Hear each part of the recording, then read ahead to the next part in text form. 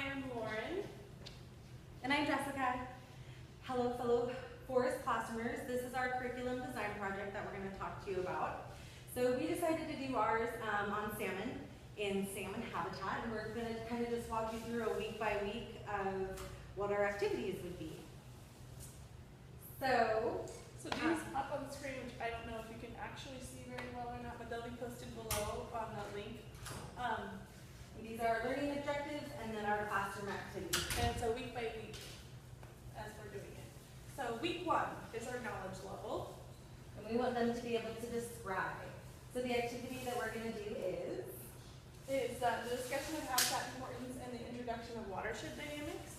So we're going to look at riparian forest structure and how, like, with interactive worksheets and hands-on activities, to seeing like how the water cycles and like why it cycles that way, and like how it filters into the rivers and the stream systems. And we want to have a classroom demonstration of a water tank and pour some water in and have it flow and carve out channels, and so they'll understand kind of how watersheds get created.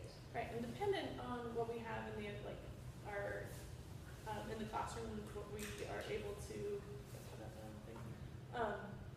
we want to do like a tank project. So we'll take like a fish tank and saran wrap essentially, and you pour boiling water in over like whatever structures we've created, and then that steam ends up making clouds. So that So they understand the water cycle. Yeah.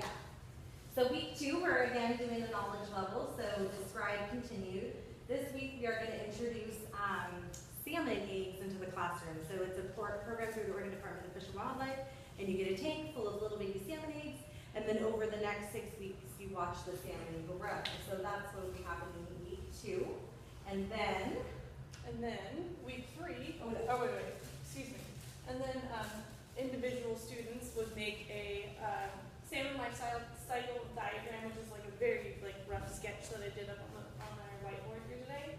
And so just so they can explain like how those eggs form and like what each stage is called. So you have like almond stage and fry stage, par, smolt, adult, spawning adult. I tried to make a Chinook salmon, hence the red head, but a little rough.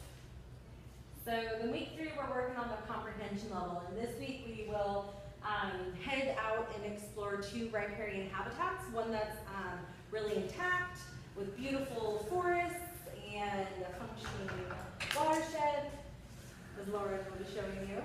And then the second site we'll stop at will be a degraded habitat. So students will be able to experience and see firsthand in both situations. And then we'll continue to monitor the progress of the salmon eggs in the classroom. And then week 4 is again a comprehension level. And so at the end of the week, the students will, I want them to be able to compare and contrast, compare and contrast different intact and degraded riparian areas. So tell us like what they saw and why it is intact or why it is degraded, and let them explore like their own thought processes about it, and then us teaching them bits and pieces as they go along, because they need to be able to like organize that, or like begin to organize that in their own head. And we'll also look at riparian areas throughout the world, maybe habitats that have been degraded but then have had some restoration, and we'll talk a little bit about different restoration efforts that can happen to improve areas. And then also still to continue to monitor the progress of the salmon eggs.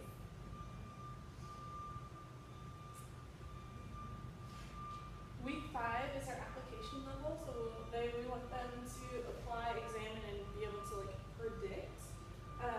So students, we want them to explore and quantify the death rates of salmon roe and fry at like from the hatchery standpoint. So they'll see like different data, like points of data, and talk about facts of like, oh, this is how many fish we lose, or this is how many, like maybe even have somebody come in and talk. It just depends on the school district and where you're located.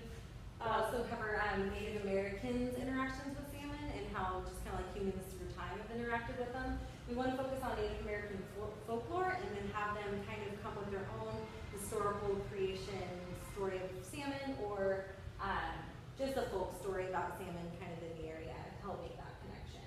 Yeah, so I think that'd be a really fun activity for kids to get up. They can like do puppet shows, or they can make up stories, they can write their stories, they can make poetry. Like it's depending on what they wanted to do, and